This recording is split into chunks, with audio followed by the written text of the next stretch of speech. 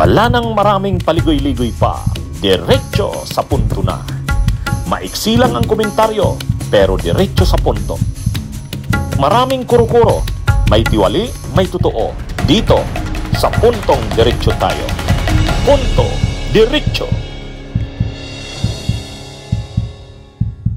Idineklarang void ng Second Division ng Commission on Elections ang Certificate of Candidacy ni Joey Chua Uy, ang ipinroklamang panalong kongresista sa ika-6 na distrito ng Maynila. Base sa desisyon, lumalabas kasing nagsinungaling si Uy sa kanyang COC na siya ay isang natural-born Filipino.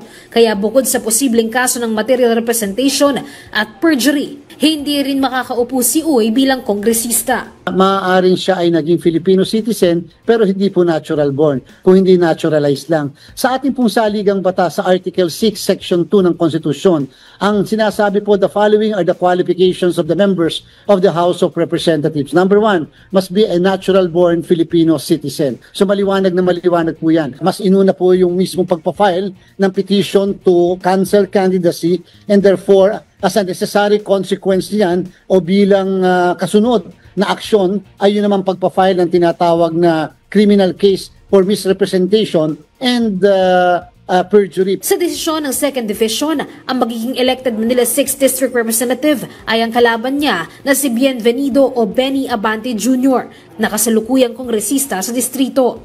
Pero hindi pa naman anya pinal ito. Giit ng COMELEC, pwede pang umapela si Uy dahil wala pa sa NBank ang desisyon. Kahit pa rin lumalabas sa Second Division na walang bisa ang proklamasyon kay Uy, hanggat hindi ito sinasang-ayunan ng NBank, si Uy pa rin ang posibleng umupo sa pwesto. Meron namang naproklama na after the election at mukha pong yung respondent ang naproklama sa ganon. At siyempre nga kahit na annulled yung kanyang proklamasyon, kung hindi pa final and executory yung desisyon, ay maaari pong may effect pa yung proklamasyon hanggat walang finality yung desisyon na binabaliwala, yung naturang proklamasyon. Mga kabunyog, mga kababayan, diretso tayo sa puntong ito. Kasi maraming nagtatanong sa atin, Attorney, ay mukhang mali naman yung COMELEC na prinoklamang, mali naman yung COMELEC na ang diniklarang panalo ay si Benny Abante bilang congressman ng 6th District ng Manila, at yung pagkakaproklama kay Joey Uy bilang nanalong congressman ay binabaliktad, pinapakansila dahil ito daw si Joey Uy ay kansilado ang Certificate of Candidacy.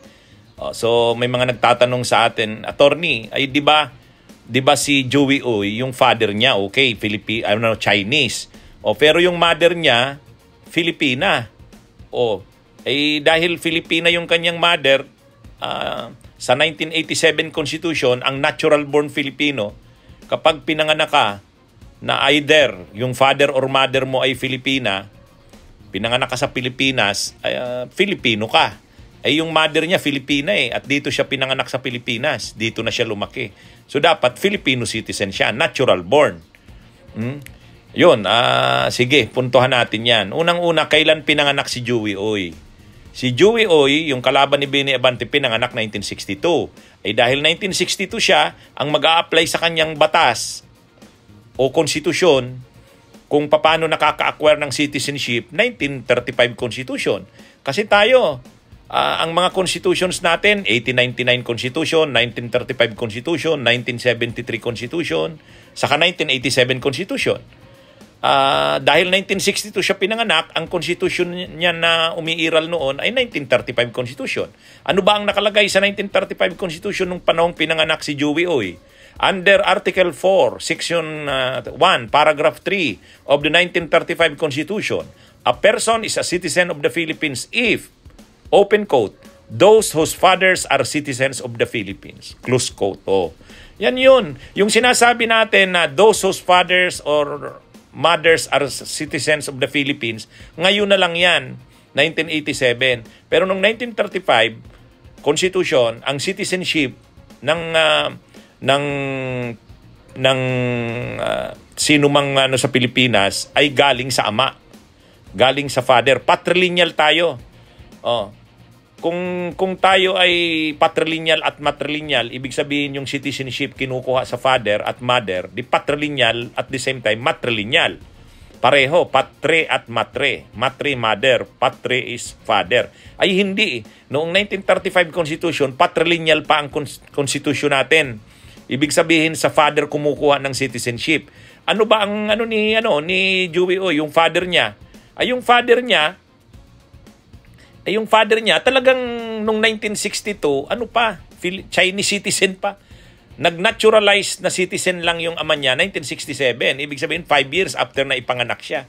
So ibig sabihin nang ipanganak si Joey Oy, Chinese yung father niya, kaya siya yung citizenship niya hindi siya maaaring naging Filipino citizen under the 1935 Constitution kasi Chinese yung father niya.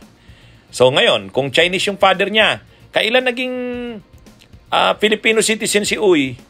Nagkumuha siya ng certification derivative yung kanyang citizenship. Nag-apply pa siya sa pagiging Filipino citizen.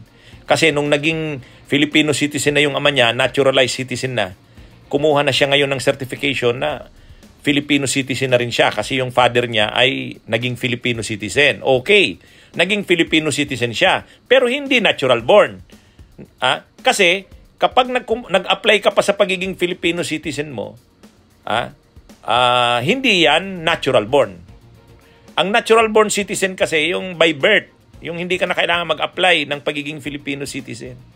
Ngayon, sasabihin siyempre ni Joey Oy, ay na-elect na nga akong councilor ng Manila, naging bumoto na ako. Ay, kahit ka pa na-elect, kahit ka pa bumoto, hindi niya nakukure yung problema mo sa citizenship mo. Pangalawa, ang requirement na natural born, ang Filipino na natural born ka dapat pag tumakbo ka, sa congressman yon, sa kasenador, at saka presidente at vice-presidente. Pag mga lokal, tulad ng councilor, mayor, governor, board member, pwede doon ang naturalized. Pero yung natural born requirement yan sa congressman. Bakit? Gagawa ka ng batas, tapos hindi ka parang natural born. Kaya ganun yung ating batas. So sana nakatulong ito sa paglilinaw sa issue na yan. Bunyog, halikan na kasama ka. Bunyog, kapag buklod ay may pag-asa. Luzon, Visayas, Mindanao, isa ang pananaw. Sa bagong Pilipinas ang bunyog isisigaw. Bunyog, bunyog.